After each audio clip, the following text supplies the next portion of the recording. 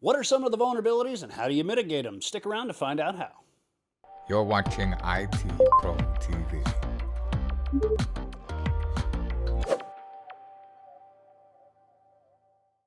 Hello, ladies and gentlemen. Thank you for tuning in to another episode of the CySA Plus series. That's right, we are talking about mitigating vulnerabilities. And Dan, I'll tell you this next one here, or not the next one, we should probably start with the first one, right? Start at the very top. Start right at the beginning. Imagine that. That's how sequential things work. Yeah. So I'm sitting down at my computer. I enter something into a field. It tells me, no, sorry, username's right, password's not.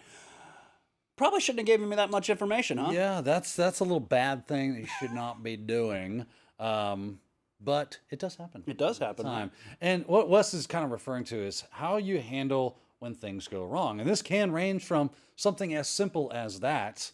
And it would also fall under, I love web application hacking because all the vulnerabilities kind of propagate under multiple different headings, and that would be one of them. But it definitely falls under that improper error handling, right? Because it's not handling correctly the way it should, right? That error of you got your password wrong or you got your username wrong. It's giving you too much information. It's saying your username was incorrect. Well, does that mean the password was right? Cool. Maybe I just misspelled the username and I'll get it right this time. And it would lead to just giving people more information than they need when it comes to gaining access to that system. So that's a bad way of handling that kind of error. It should be more generic with something went wrong with authentication. Just something very generic to that effect. It also could be actual errors in the program. Like if I have a program and it asks, Wes, how old are you? And he puts, 21. It's obviously going to error because that's not right. Right? But what happens when it realizes, well, Wes, I'm looking for a number and you gave me potato. How does it handle that? That is an error. What if it just you've sent it too much data, or it receives odd characters through network, like problems in the network, right? There's packets have been dropped, it gets stuff out of order, it receives it, tries to reconnect it, and I don't know what to do. Does it just crash? So error handling is something that we deal with inside of the actual systems themselves as well as programmers. So when it comes to mitigations, obviously the mitigation for Wes's example would be don't give information that is unnecessary during an error. Okay? Big deal. Don't do that. The other one would be if you are creating an application, you need to try to think of every way you can when it comes to create functions to deal with errors. They call those error handlers. Okay? If you don't have error handling for each possible error, so anytime you create a function that receives or uses information that could possibly cause an issue, if you don't prepare for, well, I'm expecting this, it should be this, it should be that. If it's not any of those things, then grab a catch-all, and that's going to handle that error gracefully so the computer or the application doesn't go, and then crash, right? Segmentation fault, memory dump, booyah, it's done. That's what we want to avoid because those lead to denial of service attacks. Those are bad. Those lead to buffer overflows attacks. We don't like those bad. Right? So if we have proper error handling, that is a vulnerability that we need to be aware of and how to mitigate that, which is just usually through proper secure coding practices. Dan, we seem to have a good understanding of what it is now. Can we see this maybe in action? Yeah, I'll give you a real simple demonstration of what this looks like. Let's jump into the computer here real quick. We'll use the good old DVWA for our demonstration purposes. Let me make that a little bit larger there. And this is our SQL injection area. We've seen this before, or hopefully you have. Maybe you're watching out of order. It could happen. But if I put in a single quote and I hit submit, you'll notice I get an error. And it's showing me information. I have a SQL syntax error. Check the manual that corresponds with that. And I'm not going to just do that. There you go. And it's even giving me the, I can't scroll. Scroll. You can do it. Scroll. Okay. You're going to be that way, be that way. Even tells me what line it's at. And I'll do that. Haha, stupid computer. You will not foil me. But that's way too much information. That's not what I should be getting through this application. Whoever programmed this application allowed for this error to come through, giving me as the user way too much information about the fact that I'm using MySQL, where my SQL error was, and at what line it was occurring at.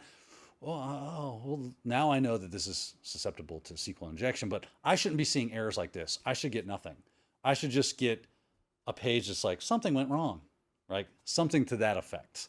Seems like Always it's generalized. seems like it's telling you you didn't attack me right. Hit me like this. Yeah, actually, it's telling me I attacked you just right.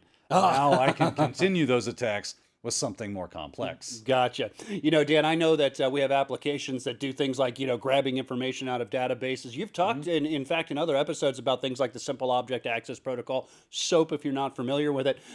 I understand object access. Tell me a little bit about how that could maybe cause a vulnerability that might lead to a threat within our systems. Yeah, that's a good question. This is called a direct object reference vulnerability, where what I can do is, I'm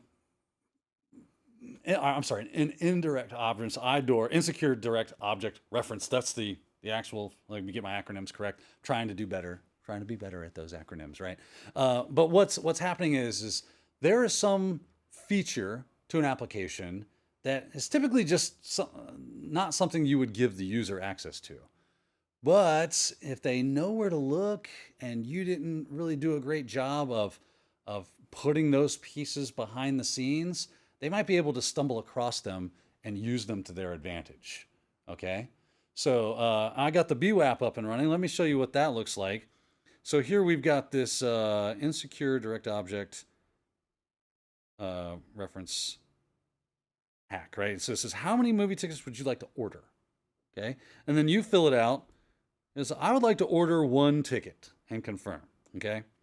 So if I hit confirm, great, scroll down, you ordered 1 movie ticket, total amount charged to your account was 15 euros. Okay, cool. Excellent. But if I'm doing something like intercepting my information, let me run over to my interceptor here and turn that on. Let's do that again. I'll hit confirm. This time, BWAP grabs it, and there's the actual request for that ticket sale, right? Now, if we look down here in the data, we see the ticket quantity equals 1, and there's the ticket price equals 15. Now, I had immediate control over the ticket quantity. How many tickets do you want? It asked me that. I was able to input that information, but it didn't give me any way to change the ticket price, obviously, except I am now have access to that object, which is ticket price right here. What if I do this? What if I did this? And then I hit forward. I zoom out. Let's go back to the thing. And we look. You ordered 10 movie tickets for €0. You can start to see the problem that could occur with something to this effect. I could pilfer this company of tickets, go resell them out on the street and scalp the mess out of them, make a bunch of money, right? This is what you want to avoid, that direct object reference. So there is the vulnerability and the threat associated with it. By the way, 15 tickets. Yeah, get 5 more. That's right. How would we mitigate something like that, Dan? Would be to not put that specific. So when we sent that GET request, the ticket price should not be within inside of that GET request. So that's, we've given the user, myself, access to that object by intercepting the request itself. That should be on the back end. That shouldn't have been on the front end of the database or of the application. That should have been done at the back end, where I have no access to it whatsoever. The web app goes, hey, whatever ticket price is, let me know what it is, slurp that in, but never should it be sent in that GET request. It should be hard-coded functionality. So if it changes, you're going to have to go in. It can cause you a little more headache managerially or administratively, but it's worth it for the security, obviously. So there you go. You know, one of these concepts that the next one that we have to talk about, I think of it as a light switch, right? And let me tell you why. You go in and you turn on a light switch, which gives you access to, right? Well, hopefully a little bit of illumination out of that light bulb, but then you go over there and you flip that light switch and it does absolutely nothing. Why? That's when you realize you have 2 controls. You have a 3-way light switch and one is negating the other. Tell me about the vulnerabilities and the threats, if you will, surrounding things like race conditions. Yeah, race conditions, bad thing. Because I think race condition, the first thing that jumps in my head was the dirty cow exploit. Sure. Which was an exploit for Linux systems, which basically, let me just break down a race condition very simply. You've got 2 functions or applications, and they're attempting to access the same object, right? Well, the cool thing is that they can do it simultaneously, and whoever does it last wins, kind of thing, right? So, or whoever does it first wins. This is one of the ways. But basically, I got two competing functions for an object. One of them is going to win that race, and whoever does is going to affect the output of the function, right?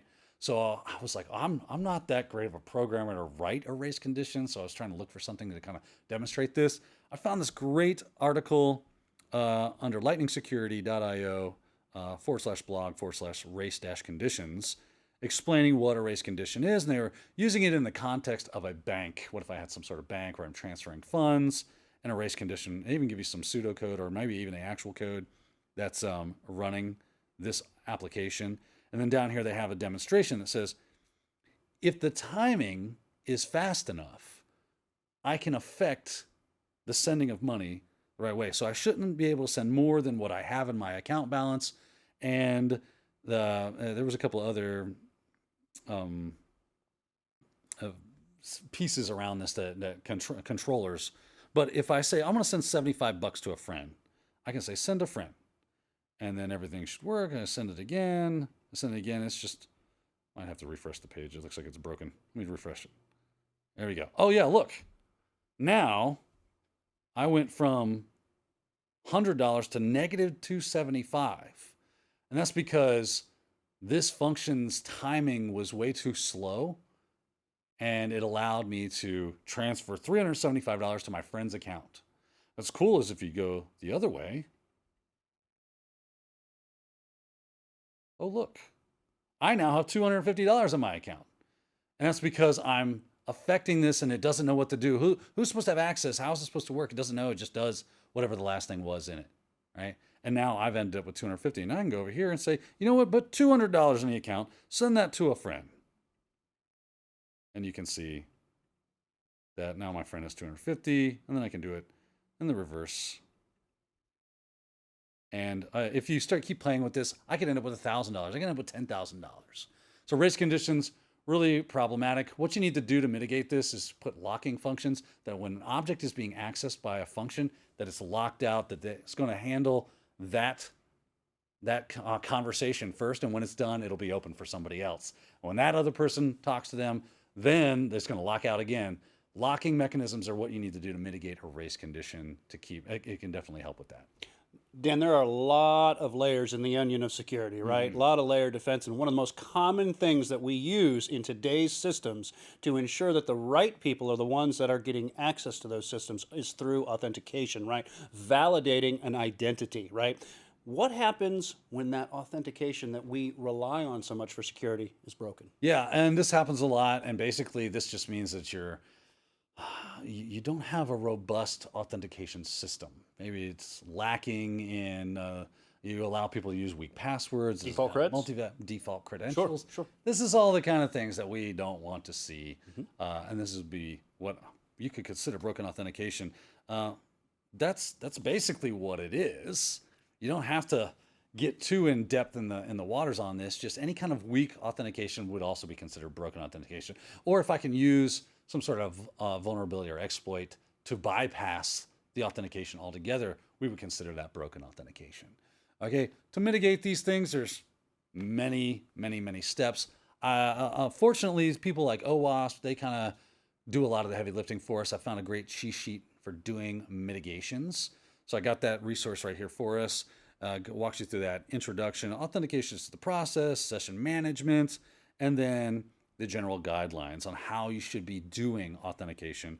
User IDs, email addresses as a user ID. This is a great resource. I highly recommend you putting this in your tool bag as a security specialist and analyst on here's what we should be doing. I like this. Also what we should not be doing. Do not allow login with sensitive accounts, right? i.e. accounts that can be used internally with the solution, such as back-end middleware, DB, to any front-end user interface. That's not how you should be accessing those systems, right? So that helps keep people away from that. How about MFA, multi-factor Yeah, authentication? I would almost guarantee, like it says implement proper password strengths. Sure. So it's going into that. Implement password recovery mechanisms, secure password recovery mechanisms.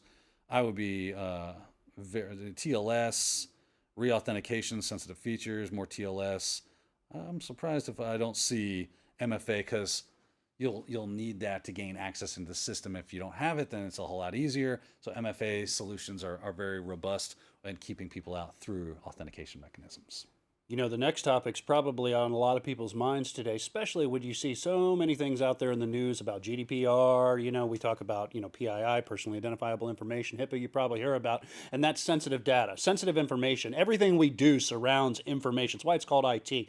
Can you speak to that a little bit? Yeah, with sensitive information or data exposure, we actually kind of saw that a little bit. Like I said, a lot of these things will cross-pollinate with that error, right? It gave away a little too much information. That was sensitive information that I'm running on my SQL database, right?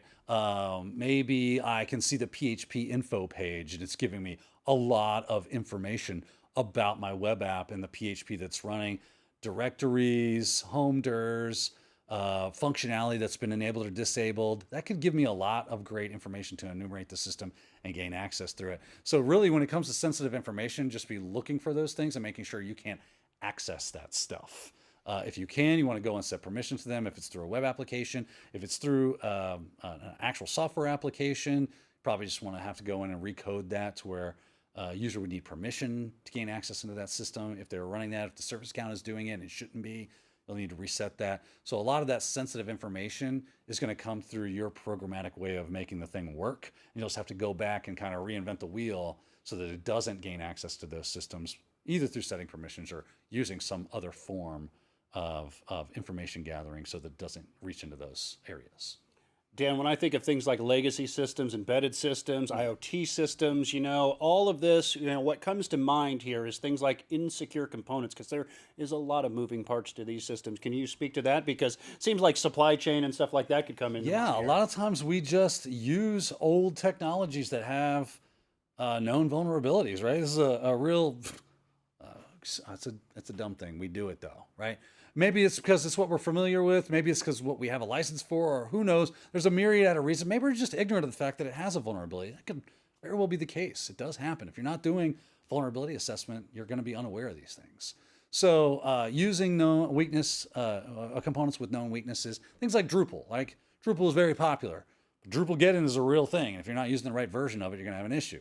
I think of Heartbleed, right? That was another big one. Shell Shock, there was another big one. CGI vulnerabilities. I typically deal in the web application side of things a lot of times, but maybe I'm using an older kernel version. I'm using a theme or a plugin that has a weakness.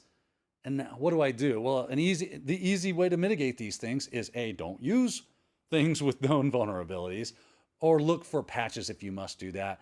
Worst comes to worst, I absolutely necessarily must use this component. Look for some other mitigating control or compensating control for that vulnerability, like a WAF or a next-gen firewall, whatever the case is, something that if you must use that component, there's something in the way to hopefully try to stop that. I'm guilty of this next one here myself here, because I kind of see what's coming up on the radar here. And speaking of the radar, one of the things that I think of is, in a Windows system, oh man, I have monitored all of the failed login attempts. Well, that's great. What you basically monitored is the fact that your system's doing its job. Yeah. So tell me a little bit about, maybe if it's successful, right, we could have insufficient logging and monitoring, right? Oh yeah, insufficient logging mines. Oh man. So Justin and I actually had a fun conversation about this specific thing. And I was like, why would somebody not turn logging on? And the cold hard fact is a lot of times it can impact performance. And during testing, it's all about the performance. I don't need all those logs maybe, so I'm going to turn them off. And then someone comes by and goes, is that ready? You go, yep, it worked like a charm. Push it to production. And guess what you forgot to do? Turn back on logging and monitoring. Or we're just not doing our due diligence in our job and looking at logs and collecting logs using things like SIEM solutions, syslog, whatever. If it has a logging function, you should be using it. And not only that, not only should it be logging those things, but you should have a scheduled time where you are looking at those, setting up alerts, so that when something does happen, you go, I should take a look at this. What could that be? I'm going to dig a little deeper. And then but it's just not happening enough for us. So it's an easy win for us on the security side. Turn logging on, make sure you're monitoring it, and watch for those errors and start using your old noodle to make sure that there's nothing bad happening under the hood. So I'm logged into a website, major vendor's website, right? And I've seen some SSIDs that are out there, and looks like they got the default SSID. So now I can leapfrog and maybe use that for attack. Tell me about things like weak and default configuration. Oh, this happens a lot of times too. I'll see this. I love doing CTFs. They're a lot of fun. We see this a lot of time there where they're using some sort of like CMS or whatever, some sort of technology. And you're like, that's just interesting. Never seen this before. I wonder if there's a login page for it. I wonder if there's default credentials for this. You look those up. Default creds for Jenkins, right? Here's the default credentials for Apache Tomcat. That's my favorite, right? It actually, in the error, tells you what the username and password is default. And if nobody has changed that, you're like, Tomcat, I'm in, yay, or whatever, secure 1.2 or something like that now. It's a little crazy, but it does happen because we get lazy or we overlook it. So we need to be changing any device. Like when I showed the IoT device, underneath it was a sticker that said default credentials for the web application is admin and nothing. I've got a wireless router, wireless access point, default credentials, admin. Cool, and no one ever thinks to change it. Now I have access to the system. So mitigation, hopefully that's staring you right in the face. Change those. If there's a default credential, you need to change it. Any defaults that you can change, you should be changing to something custom. That's a little more lift, but security is worth it. Now, Dan, I have a very limited knowledge of programming, and by limited, I mean none. I can spell C++ on a good day. So tell me a little bit about this next one, because I am truly intrigued. But what does it mean when you say insecure functions? Yeah, great question. And you're in good company because I just know barely more than nothing when it comes to programming, just enough to get me by with things I need. But insecure functions are, if you're using a programming language that has maybe a library or a function within a library that has a known vulnerability. It's kind of like that using components with known vulnerabilities thing. Remember the whole cross-pollination thing I talked about earlier? We're seeing it yet again, just in a different way. So if I use something like in C programming, you have an strcpy function, string copy, where it will write input into a memory location, but it doesn't do a really good job of handling more data than what it can handle. It kind of freaks out, causes a buffer overflow. So I crafted up the best I could, something that uses the string copy function so that we can see what happens when it breaks, right? So let's jump into the computer here. I've got this vuln program right here. So if I just /vuln, should error and say, hey, it's an example of buffer overflow. You're supposed to give me a name. There's the usage. So very simple C program here. So I should say /vuln and then say like Daniel, right? And it says, hello, Daniel. That's how the program works. But what if my name was 1,000 A's or something? You know, so if I do /vuln and I say, my name is that. Well, it handled that pretty well. Let's keep going. Keep cranking. Give it some love, right? Let's try to overflow that buffer. Let's see if we got enough. Oh, there you go. You'll see right here, it says segmentation faults. And this leads to things like buffer overflows, okay? Mitigations for this is they look for more secure versions of that, because typically if they know they have an issue with it, something new will come out to replace it that has more security. So stop using the thing that has the security issue and start using the new hotness that doesn't have that vulnerability in here. So I have the no vuln. If I do no vuln, right? Same kind of thing. My name is Daniel. If I can spell my own name, which I cannot. Again, hello Daniel, but if I copy my string of crazy A's here, copy that, go there and just kind of tack it onto the end. Right? See, your name is too long. It knows how to handle that a whole lot better, right? So that function is not vulnerable to that type of thing. So don't use functions with vulnerabilities associated with them. Do your due diligence when it comes to security and make sure that you start using something with more security built in. All right, ladies and gentlemen, there you have it. You've learned today, you know, what did we do, right? We identified the vulnerabilities, really, and then identified how we can mitigate those vulnerabilities. And that's something, as a cybersecurity analyst, you need to be able to do on the exam. We've got a lot more to come in the CySA Plus series. Not enough time in this episode, so we're going to check out on this one, and we hope to see you in upcoming episodes. Thank you for watching IT Pro TV.